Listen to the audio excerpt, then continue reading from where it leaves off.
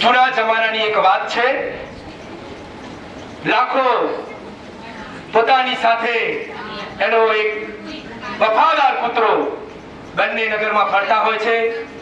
લાખો આમ તેમ ખાંડ, ઘી, ગોળ વેચીને ઘણું બધું ધન કમાય છે, પરંતુ એક સમય એવો આવે છે કે એને ખોટ જાય છે.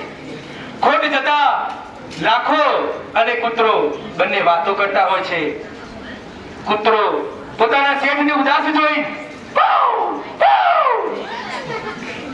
શેઠને દુઃખી થયેલો જોઈ કૂતરો પણ દુઃખી થાય છે અને વાત કરે છે કે ચાલો આપણે આપણા ગામમાં એક નગર શેઠ છે, એ નગર શેઠને ત્યાં જઈએ અને અવશ્ય આપણને કંઈક મદદ કરશે. કૂતરો અને લાખો બંને નગર શેઠ પાસે જાય છે. નગર શેઠ જોઈને બોલે છે, અરે લખાભાઈ, તમે મહારાજા ક્યાંથી? ઓહો, આવો આવો આવો. લાખો કહે છે કે શેઠ, હું આપણે ત્યાં થોડા પૈસા ઉધાર લેવા આવ્યો છું, આપ આપશો? શેઠ કહે છે, માગો ને, જેટલા જોઈએ એટલા આપીશ, પણ તમારે મારે ત્યાં કંઈક ગીરો મૂકવો પડશે. એટલે લાખો કે હું તો આ ધંધામાં ખોટ ખાઈ ગયો છું, મારી પાસે ફૂટી કોડી પણ નથી. એટલે શેઠ કે, અરે લાખાભાઈ, તમારી પાસે તમારો આ લાલિયો કૂતરો છે, એના વખાણ મેં સાંભળેલા છે, મને આપતા જાઓ અને પૈસા લેતા જાઓ. લાખાને પૈસાની જરૂર હતી એટલે પોતાનો કૂતરો એ શેઠને ત્યાં મૂકી દે છે અને લાખો ત્યાંથી પોતાના કામે નીકળી પડે છે. હવે આ બાજુ શેઠ અને કૂતરો બંને રહેતા હોય છે. એક દિવસ રાતે શેઠના ત્યાં ચોરી થાય છે. શેઠના ત્યાં ચોરી થાય છે અને કૂતરો આ ચોરોને જોઈ જાય છે. કૂતરો એ ચોરની પાછળ જાય છે. ચોરે જે જગ્યાએ ધન દાટ્યું હોય છે તે જોવે છે.